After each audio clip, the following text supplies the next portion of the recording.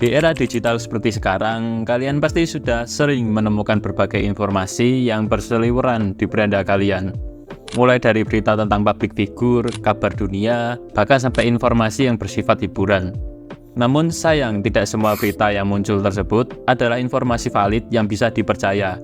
Dan mirisnya lagi, ternyata ada banyak gitu orang-orang yang percaya begitu saja dengan berita ngawur tersebut.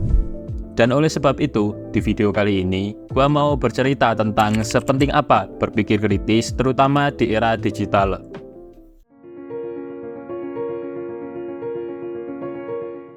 Jadi, kalau menurut artikel LiveMaster, singkatnya, berpikir kritis sendiri merupakan sebuah proses untuk menganalisis, menyusun, serta menilai informasi yang diperoleh dari suatu pengamatan, penalaran, komunikasi, dan sebagainya. Berpikir kritis ini juga yang mengharuskan seseorang untuk menggunakan logikanya dalam mengidentifikasi plus minus dari suatu argumen, alasan dibaliknya, serta keputusan seperti apa yang harus kita ambil.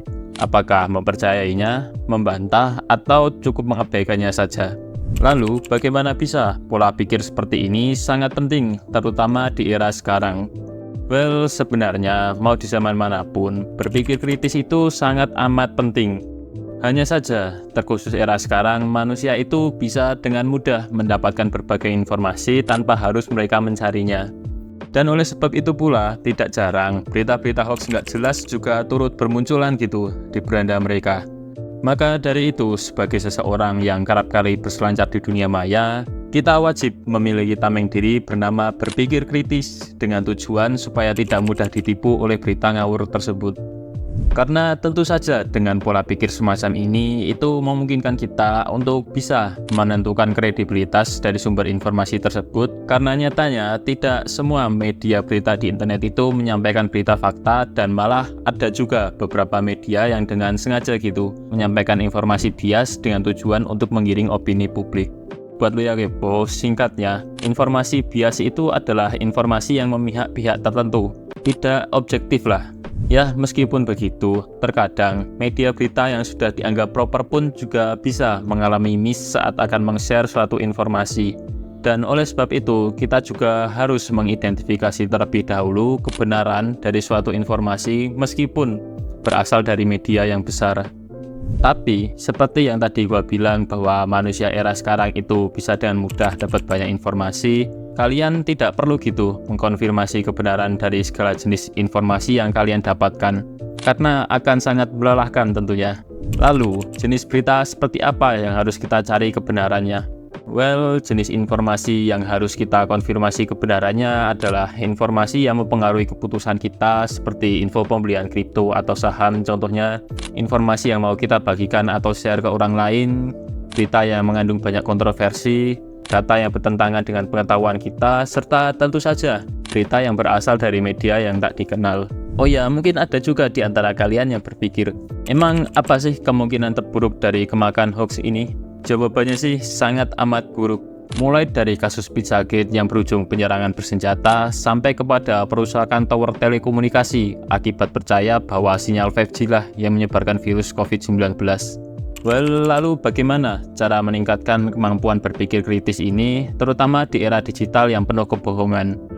Ya, untuk bisa meningkatkan kemampuan ini, tentu saja sesimpel dengan selalu skeptis atau bahasa gampangnya itu tidak mudah percaya gitu atas informasi apapun yang kalian temukan di dunia maya. Serta tidak lupa untuk selalu berpikir secara logika, karena tentu saja pemikiran tersebut adalah tulang punggung dari yang namanya berpikir kritis itu sendiri. Ya, meskipun gue yakin bahwa semua orang pasti tahulah tentang seberapa pentingnya berpikir kritis ini, namun sayangnya masih banyak orang-orang di luar sana yang tidak menerapkan pola pikir semacam ini. Jadi, penghalang seperti apa yang membuat orang-orang sulit untuk berpikir kritis?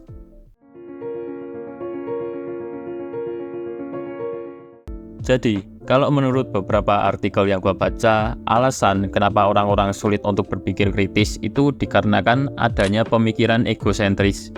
Singkatnya, pemikiran egosentris adalah kecenderungan untuk melihat segala sesuatu melalui perspektif diri sendiri. Perilaku egosentris ini juga punya dua bentuk. Bentuk yang pertama adalah kecenderungan untuk menerima serta mempertahankan statement yang selaras aja gitu dengan dirinya sendiri.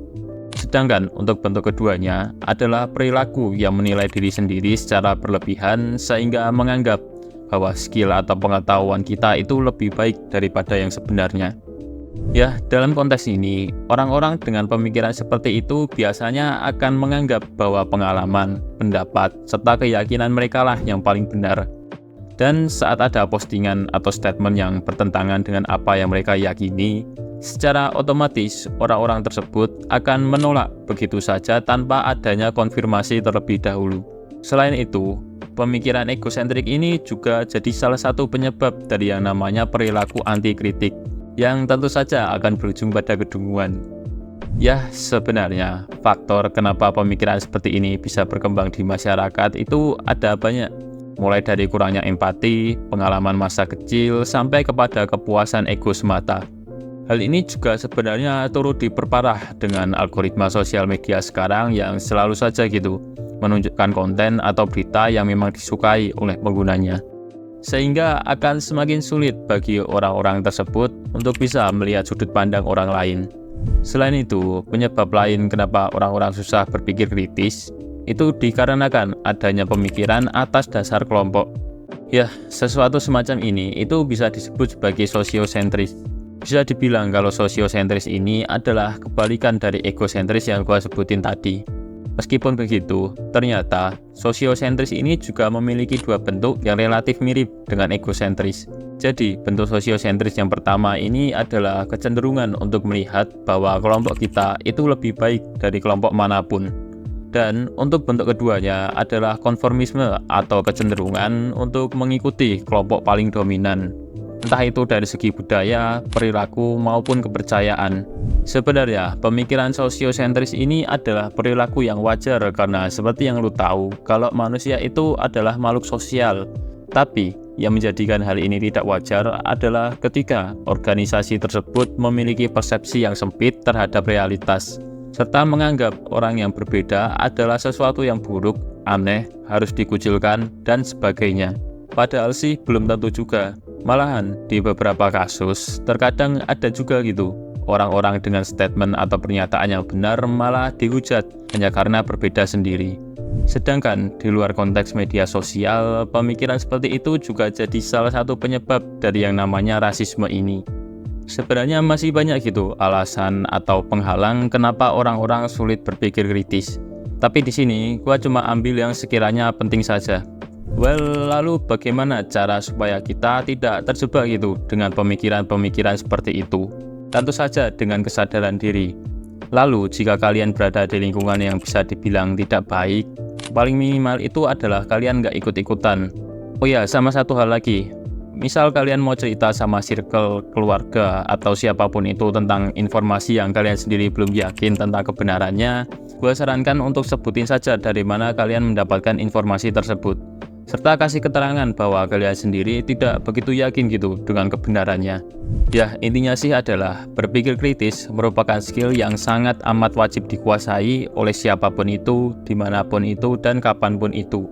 Karena tentu saja dengan skill tersebut, kalian tidak akan mudah dibohongi maupun dimanipulasi oleh pihak-pihak yang tidak bertanggung jawab. Karena sejatinya berpikir kritis ini adalah tentang mencari kebenaran.